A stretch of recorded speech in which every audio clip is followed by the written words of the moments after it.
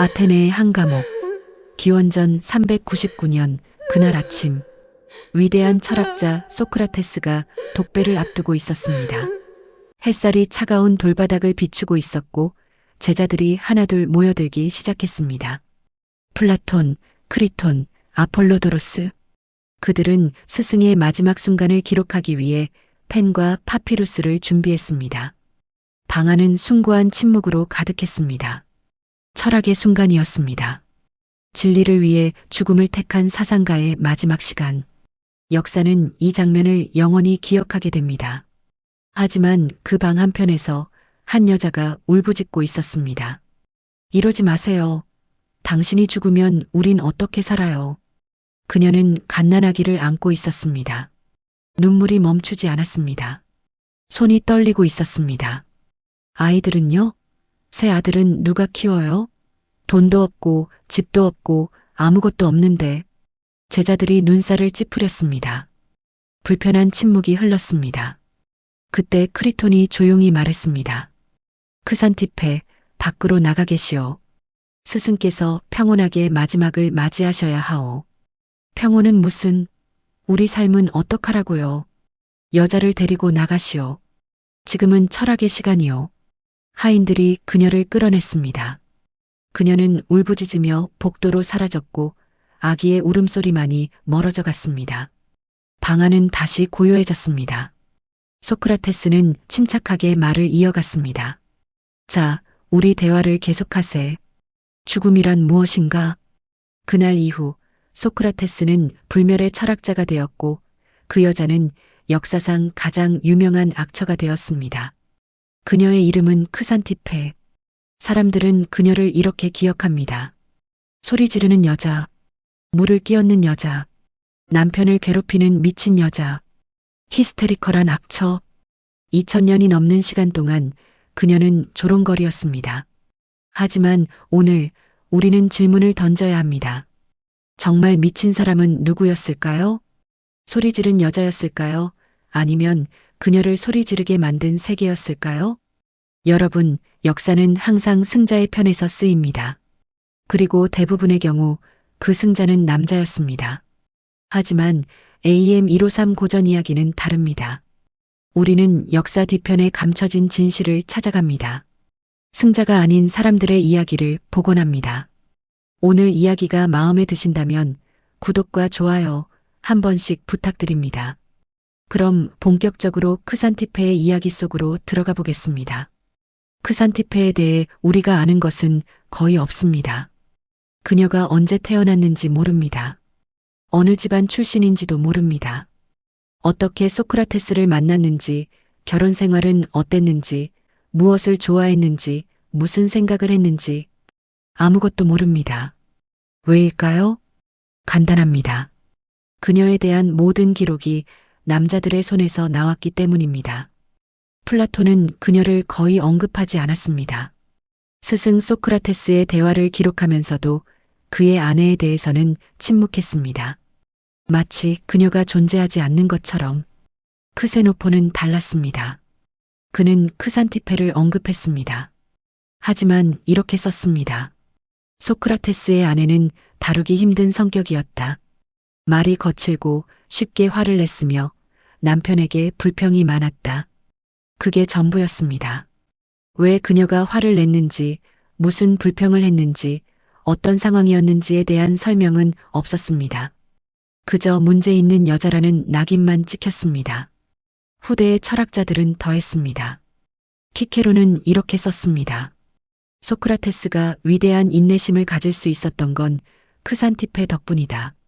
그 정도 아내를 견딘 사람이라면 세상 무엇도 견딜 수 있을 것이다.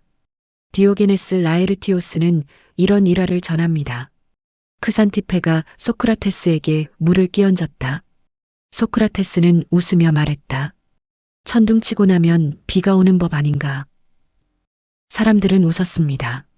강의실에서, 술자리에서, 책 속에서 2000년이 넘는 시간 동안 반복해서 웃었습니다. 역시 소크라테스? 저런 아내를 둬도 저렇게 침착하다니. 철학자는 다르구먼. 나 같으면 못 참았을 텐데. 크산티페는 농담이 되었습니다. 악처의 전형이 되었습니다. 너 크산티페처럼 굴지 말라는 말이 여성을 훈계하는 표현으로 자리 잡았습니다. 하지만 이상하지 않습니까? 한 인간의 성격이 단 한 방향으로만 기록된다면 그건 인물이 아니라 프레임입니다. 크산티페에게는 목소리가 없었습니다. 변호할 기회도 없었습니다. 그녀의 분노에는 맥락이 제거되었고 그녀의 고통은 설명되지 않았습니다. 역사는 그저 선언했습니다. 그녀는 악처였다. 그리고 모두가 그 말을 의심 없이 믿었습니다. 왜냐하면 그녀를 옹호할 사람은 아무도 없었으니까요. 생각해 보십시오. 만약 소크라테스가 글을 남기지 못했다면? 만약 플라톤이 대화편을 쓰지 않았다면? 만약 제자들이 기록하지 않았다면? 소크라테스 역시 거리를 떠도는 이상한 노인으로만 기억되었을 겁니다. 기록은 권력입니다. 말할 수 있는 권리는 권력입니다. 그리고 크산티페에게는 그 권력이 없었습니다. 그녀는 아테네 여성이었습니다. 그 자체로 이미 침묵을 강요받는 존재였습니다. 고대 아테네에서 여성은 법적 인격이 아니었습니다. 그들은 아버지의 소유물이었다가 결혼 후에는 남편의 소유물이 되었습니다. 재산을 가질 수 없었고 계약을 맺을 수 없었으며 법정에서 증언할 수도 없었습니다. 여성의 이름은 공개석상에서 거론되지 않았습니다. 여성의 목소리는 집 밖으로 나가서는 안 되었습니다. 여성의 생각은 진지하게 받아들여지지 않았습니다. 그래서 크산티페는 기록될 수 없었습니다. 아니, 정확히 말하면 악처라는 하나의 이미지로만 기록될 수 있었습니다. 복잡한 인간이 아니라 단순한 상징으로, 고통받는 사람이 아니라 문제 일으키는 존재로 역사는 그녀를 한 줄로 정리했습니다. 소크라테스의 아내, 악처, 그게 전부였습니다. 하지만 오늘 우리는 그 한 줄 너머를 들여다봐야 합니다. 그 프레임 뒤에 숨겨진 한 여자의 삶을 복원해야 합니다. 왜냐하면 그녀도 인간이었으니까요. 먹고, 자고, 사랑하고, 고통받고, 분노하고, 절규할 권리가 있는 인간이었습니다. 소크라테스는 위대한 철학자였습니다. 서양 철학의 아버지라 불리는 사람, 너 자신을 알라는 명언을 남긴 사람, 진리를 위해 목숨까지 바친 사람. 하지만 동시에 그는 남편이었고 아버지였으며 아테네의 한 가정을 책임져야 하는 가장이었습니다. 그런데 그는 일하지 않았습니다. 아테네의 아고라, 광장 한복판, 햇살이 내리쬐는 오후, 소크라테스는 그곳에 서 있었습니다. 주변에는 젊은이들이 모여들었습니다. 귀족 집안의 청년들, 장래가 촉망받는 학생들, 진리를 갈망하는 이들.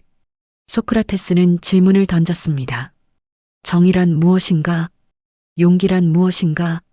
우리는 선을 알면서도 왜 악을 행하는가? 그의 질문은 심오했습니다. 그의 대화는 젊은이들을 열광시켰습니다. 그들은 밤새 토론했고 새벽까지 논쟁했으며 소크라테스의 말 한마디에 감탄했습니다. 하지만 그의 집에는 먹을 것이 없었습니다. 소크라테스는 돈을 받지 않았습니다. 당시 아테네에는 소피스트라는 직업이 있었습니다. 그들은 돈을 받고 수사학과 철학을 가르쳤습니다. 부유한 집안의 자제들이 그들에게 거액을 지불하며 배웠습니다. 하지만 소크라테스는 거부했습니다. 진리는 돈으로 거래할 수 없다. 지혜는 팔 수 있는 상품이 아니다. 나는 가르치는 게 아니라 함께 탐구하는 것이다. 고귀한 원칙이었습니다. 철학적으로 아름다운 신념이었습니다. 플라톤은 이 원칙을 찬양하며 기록했습니다. 소크라테스는 소피스트들과 달랐다. 그는 진정한 철학자였다. 하지만 누구도 묻지 않았습니다. 그 원칙을 지키는 대가는 누가 치렀는가? 크산티페였습니다. 그녀는 세 아들을 키우고 있었습니다. 람프로클레스 장남, 사춘기에 접어든 소년, 소프로니스쿠스 차남, 아직 어린아이, 메넥세누스 막내, 갓난아기. 아이들은 배가 고팠습니다. 옷이 필요했습니다. 신발이 해졌습니다. 집은 낡아가고 있었습니다. 하지만 소크라테스는 여전히 광장에 있었습니다. 해가 뜨면 나가서 해가 질 때까지 토론했습니다. 가끔은 밤새 대화하느라 집에 돌아오지도 않았습니다. 크산티페가 물었습니다. 오늘은 뭐라도 벌어오셨어요? 아니. 그럼 내일은요? 글쎄, 그런 건 중요하지 않네. 중요하지 않다고요? 아이들이 굶고 있는데요. 물질적인 것은 일시적이야. 영혼을 돌보는 게 먼저지. 영혼은 빵으로 배를 채울 수 있나요? 소크라테스는 웃었습니다. 자네는 항상 그런 식이군. 눈앞의 것만 보고. 그의 철학은 옳았을지 모릅니다. 영혼이 육체보다 중요하다는 말 틀리지 않았습니다. 하지만 아이들의 배는 철학으로 채워지지 않았습니다. 여기서 가장 중요한 것은 크산티페에게는 선택권이 전혀 없었다는 사실입니다. 아테네의 여성은 일할 수 없었습니다. 재산을 소유할 수 없었습니다. 장사를 할 수도, 돈을 벌 수도, 남편 없이 독립할 수도 없었습니다. 그녀는 완전히 갇혀 있었습니다. 남편이 일하지 않으면 굶는 수밖에 없는 구조. 남편이 원칙을 지키면 아이들이 고통받는 현실. 그리고 그 고통을 말하면 악처가 되는 사회. 어느 날 밤 소크라테스가 집에 돌아왔습니다. 제자들과 함께였습니다. 크산티페, 우리 손님들이 왔네. 포도주 좀 내오게. 크산티페는 부엌을 들여다봤습니다. 포도주가 없었습니다. 빵도 없었습니다. 올리브도 치즈도 없었습니다. 그녀는 떨리는 목소리로 말했습니다. 없어요. 뭐가? 포도주도 없고 대접할 음식도 없어요. 당신이 돈을 안 벌어오니까요. 제자들이 서로 눈빛을 교환했습니다. 민망한 침묵이 흘렀습니다. 소크라테스는 태연하게 말했습니다. 괜찮네들. 우리는 대화만으로도 충분하니까. 자, 밖에서 계속하세. 그들은 나갔습니다. 크산티페는 텅 빈 부엌에 혼자 남았습니다. 벽에 기대앉아 고개를 숙였습니다. 아이들은 윗방에서 자고 있었습니다. 배를 고르며 그녀는 생각했습니다. 이게 맞는 걸까? 남편은 위대한 철학자가 되고 나와 아이들은 굶어야 하는 게 옳은 일일까? 하지만 그 생각을 말할 곳은 없었습니다. 말하면 이기적인 여자가 될 뿐이었습니다. 역사는 이 장면을 기록하지 않았습니다. 다만 이렇게만 썼습니다. 크산티페는 이유 없이 화를 내는 여자였다. 정말 이유가 없었을까요? 고대 아테네에서 이상적인 여성은 이런 사람이었습니다. 조용한 여자, 말하지 않는 여자, 남편에게 순종하는 여자, 집안에만 머무르는 여자. 아테네의 위대한 정치가 페리클레스는 장례 연설에서 이렇게 말했습니다. 여자의 최고 미덕은 남자들 사이에서 이름이 오르내리지 않는 것이다. 칭찬받기 위해서든 비난받기 위해서든 여자의 이름이 언급되지 않는 것이 가장 좋다. 즉, 존재감을 지우는 것, 보이지 않는 것, 들리지 않는 것. 그것이 여성의 덕이었습니다. 아테네의 여성들은 집 밖으로 거의 나가지 못했습니다. 시장에 가는 것조차 하인을 시켰습니다. 남성 친척이 동행하지 않으면 거리를 걸을 수 없었습니다. 여성의 공간은 가정이었고 여성의 역할은 침묵이었습니다. 극작가 소포클레스는 이렇게 썼습니다. 여자에게 침묵은 아름다움을 더한다. 철학자 아리스토텔레스는 이렇게 말했습니다. 여자는 본성적으로 남자보다 열등하다. 그러므로 지배받아야 한다. 이것이 크산티페가 살던 세계였습니다. 그런데 크산티페는 달랐습니다. 그녀는 말했습니다. 화를 냈습니다. 부당함을 참지 않았습니다. 어느 날 저녁 소크라테스가 또다시 제자들과 토론을 하느라 밤늦게 돌아왔습니다. 크산티페가 문을 열지 않았습니다. 소크라테스가 두드렸습니다. 크산티페, 문 좀 열어주게. 싫어요. 왜 그러나? 당신은 가족보다 제자들이 더 중요한가요? 무슨 소리야? 문이나 열게. 대답하세요. 우리보다 그들이 더 중요한 거죠? 소크라테스는 한숨을 쉬었습니다. 자네는 왜 항상 이런 식인가? 이성적으로 생각해보게. 이성적이요? 내가 이성적이지 않다고요? 화내지 말게. 자네 목소리가 온 동네에 들릴 정도야. 그래요. 들리게 하는 거예요. 누군가는 이 말을 들어야 하니까. 결국 문을 열었지만 그날 밤 그들은 말을 섞지 않았습니다. 이웃들은 쑥덕거렸습니다. 소크라테스 선생 아내 또 난리를 피웠대. 저런 성격으로 어떻게 결혼 생활을 하나. 저 양반 참 대단하시네. 저런 아내를 두고도 철학을 하시다니. 바로 그 순간 크산티페는 문제 있는 여자가 되었습니다. 여기서 핵심 질문이 나옵니다. 왜 분노하는 여자는 미친 여자가 되는가? 남자가 화를 내면 정당한 분노입니다. 남자가 목소리를 높이면 원칙을 지키는 것입니다. 남자가 항의하면 용기 있는 행동입니다. 하지만 여자가 화를 내면 히스테리, 감정적, 통제 불가능. 크산티페의 분노에는 맥락이 없었습니다. 그녀가 왜 화를 냈는지, 무슨 일이 있었는지, 얼마나 오래 참았는지는 중요하지 않았습니다.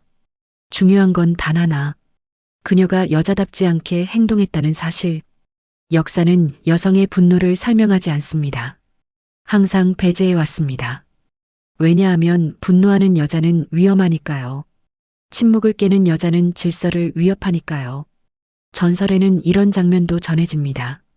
어느 날 크산티페가 소크라테스에게 물을 끼얹었다고 합니다.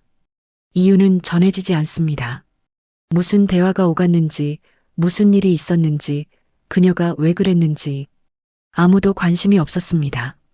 소크라테스는 태연하게 말했습니다. 천둥치고 나면 비가 오는 법 아닌가. 사람들은 박수를 쳤습니다. 역시 소크라테스? 저런 아내를 둬도 저렇게 침착하다니. 대단한 인내심이구먼. 하지만 아무도 묻지 않았습니다. 왜 그녀가 물을 끼얹었는지, 무슨 일이 있었는지, 그 직전에 무슨 대화가 오갔는지, 어쩌면 소크라테스가 또다시 물질은 중요하지 않다고 말했을지도 모릅니다. 어쩌면 굶주린 아이들을 보며 덕을 기르는 게 먼저라고 했을지도 모릅니다. 어쩌면 크산티페가 울면서 제발 돈 좀 벌어달라고 했을지도 모릅니다. 하지만 우리는 알 수 없습니다. 크산티페는 설명할 기회를 얻지 못했습니다. 그녀는 그저 미친 여자로 고정되었습니다. 그리고 2000년이 넘는 시간 동안 그 이미지는 반복되고 강화되고 굳어졌습니다. 악처 크산티페. 그게 그녀의 전부가 되었습니다. 기원전 399년 봄, 소크라테스는 재판에 회부됩니다. 죄목은 두 가지였습니다. 첫째, 아테네가 믿는 신을 믿지 않고 새로운 신을 도입했다. 둘째, 젊은이들을 타락시켰다. 고발자는 멜레토스, 아니토스, 리콘이었습니다. 재판정은 500명의 배심원으로 가득했습니다. 소크라테스는 자신을 변호했습니다. 나는 신을 모독하지 않았소. 다만 진리를 탐구했을 뿐이요. 나는 젊은이들을 타락시키지 않았소. 그들에게 스스로 생각하도록 가르쳤을 뿐이요. 하지만 그는 용서를 구하지 않았습니다.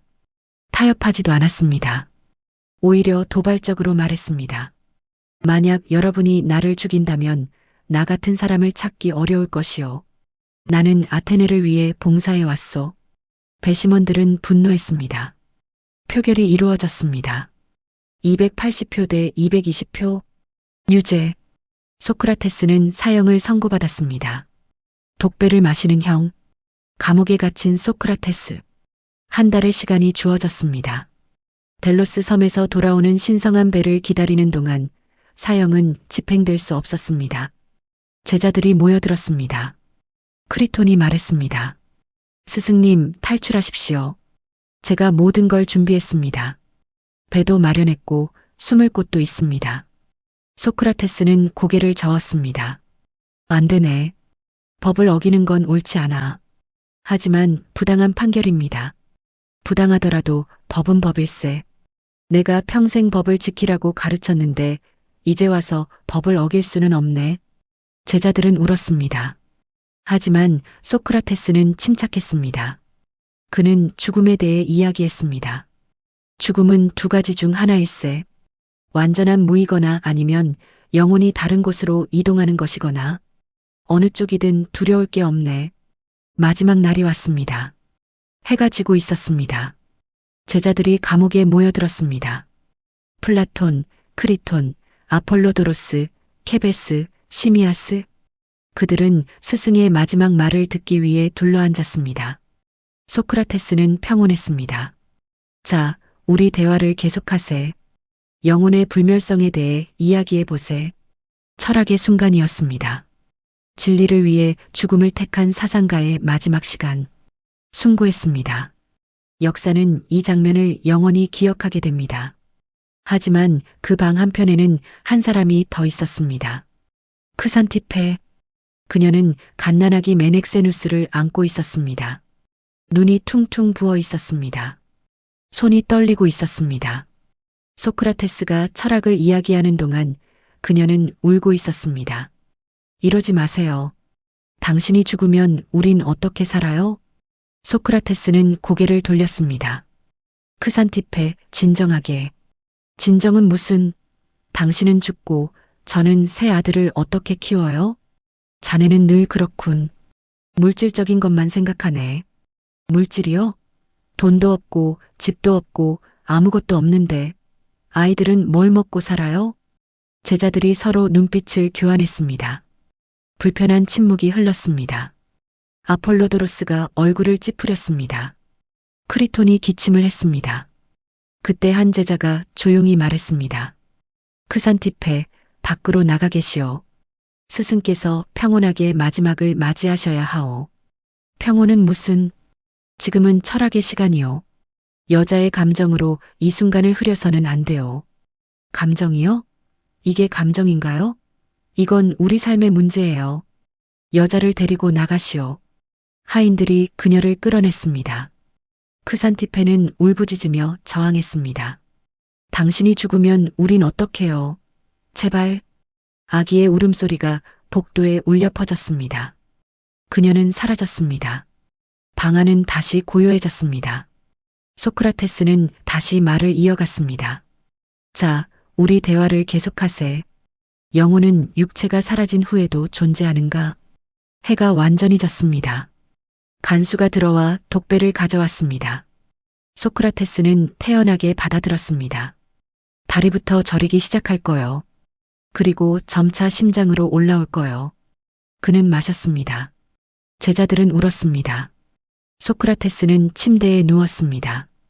크리톤, 나는 아스클레피오스에게 닭 한 마리 빚이 있네.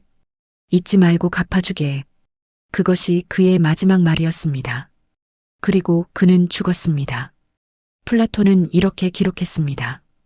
그는 우리가 아는 사람 중 가장 지혜롭고 가장 정의로우며 가장 훌륭한 사람이었다. 철학의 순간에 여성의 감정은 방해물이었습니다. 현실의 고통은 철학적 순수함을 흐리는 잡음이었습니다. 그래서 크산티페는 쫓겨났습니다. 역사가 기억하는 마지막 순간에서, 남편이 죽는 그 시간에서 그녀는 복도 어딘가에 있었습니다. 갓난아기를 안고 혼자 울고 있었습니다. 역사는 그 장면을 기록하지 않았습니다. 그날 이후 소크라테스는 불멸의 철학자가 되었고 크산티페는 감정적인 악처로 영원히 고정되었습니다. 우리는 소크라테스의 말을 수없이 알고 있습니다. 너 자신을 알라. 악법도 법이다. 나는 내가 아무것도 모른다는 것을 안다. 검증되지 않은 삶은 살 가치가 없다. 그의 말은 2000년이 넘는 시간 동안 전해졌습니다. 책으로 쓰였고 강의실에서 인용되었으며 수많은 사람들에게 영감을 주었습니다. 하지만 크산티페의 말은 단 한 줄도 남아있지 않습니다. 왜일까요? 그녀는 말하지 않았을까요? 아닙니다. 그녀도 생각했고 말했으며 질문했습니다. 하지만 그녀의 말은 기록할 가치가 없다고 여겨졌습니다. 아테네에서 여성의 말은 공적 영역에 속하지 않았습니다. 여성의 생각은 진지한 담론이 아니었습니다. 여성의 질문은 철학적 탐구가 아니라 감정의 분출이었습니다. 그래서 크산티페가 무슨 말을 했든 무슨 생각을 했든 역사는 관심이 없었습니다. 그녀는 소크라테스 옆에 서 있는 배경이었을 뿐입니다. 소크라테스가 죽은 뒤 크산티페는 어떻게 살았을까요? 아무도 모릅니다. 세 아들을 어떻게 키웠는지, 어디서 돈을 구했는지, 누가 도왔는지, 얼마나 오래 살았는지, 어디서 죽었는지 아무 기록이 없습니다. 그녀의 삶은 남편이 죽는 순간 역사에서 완전히 사라졌습니다. 마치 그녀는 소크라테스의 부속물이었던 것처럼, 독립적인 인간이 아니라 누군가의 아내로만 존재했던 것처럼. 히파티아가 생각했다는 이유로 광장에서 죽었다면 크산티페는 생각했지만 말할 수 없었다는 이유로 역사에서 지워졌습니다. 둘 다 같은 폭력입니다. 한 명은 육체적으로 죽었고 한 명은 기억에서 죽었습니다. 어쩌면 크산티페도 철학적 질문을 던졌을지 모릅니다. 정의란 무엇인가? 남편은 철학하고 아내와 아이들은 굶는 게 정의인가? 덕이란 무엇인가? 가족을 버리고 진리를 찾는 게 덕인가? 지혜란 무엇인가? 눈앞의 고통을 외면하는 게 지혜인가? 하지만 그 질문은 기록되지 않았습니다. 왜냐하면 그녀는 여자였으니까요. 그리고 여자의 생각은 중요하지 않았으니까요. 잠시 상상해 봅시다. 만약 역할이 반대였다면 어떨까요? 크산티페가 철학자였고 소크라테스가 집에서 아이를 키우는 남자였다면, 크산티페가 날마다 광장에서 토론하고 소크라테스가 굶주린 아이들을 돌보며 기다렸다면, 소크라테스가 울며 말했다면, 당신은 가족보다 철학이 더 중요한가요? 역사는 이렇게 기록했을 겁니다. 현실적인 남자, 가족을 지키려 한 책임감 있는 아버지, 인간적인 모습. 하지만 크산티페는 달랐습니다. 그녀는 여자였기 때문에 악처가 되었습니다. 똑같은 행동, 똑같은 분노, 똑같은 절규. 하지만 성별이 다르면 평가가 완전히 달라집니다. 이것이 역사의 이중잣대입니다. 크산티페는 미치지 않았습니다. 그녀는 가난했습니다. 고립됐습니다. 선택권이 없었습니다. 아무도 그녀의 편이 아니었습니다. 남편은 철학에 빠져 있었고 사회는 그녀에게 침묵을 강요했으며 역사는 그녀를 조롱거리로 만들었습니다. 그럼에도 그녀는 침묵하지 않았습니다. 그래서 역사는 그녀를 벌했습니다. 그녀의 죄는 단 하나, 참지 않았다는 것, 여자답게 조용히 있지 않았다는 것. 역사는 위대한 사상가를 사랑합니다. 하지만 그 사상가를 견뎌야 했던 사람은 기록하지 않습니다. 오늘 우리가 기억해야 할 이름은 소크라테스뿐만 아니라 크산티페입니다. 여러분, AM153 고전 이야기는 역사 속 숨겨진 진실을 찾아갑니다. 승자가 아닌 사람들, 기록되지 않은 사람들, 침묵 속에 묻혔던 사람들의 이야기를 복원합니다. 오늘 영상이 의미 있으셨다면 구독과 좋아요로 함께 해주세요. 다음에는 또 어떤 이야기로 찾아올지 기대해 주시기 바랍니다. 감사합니다.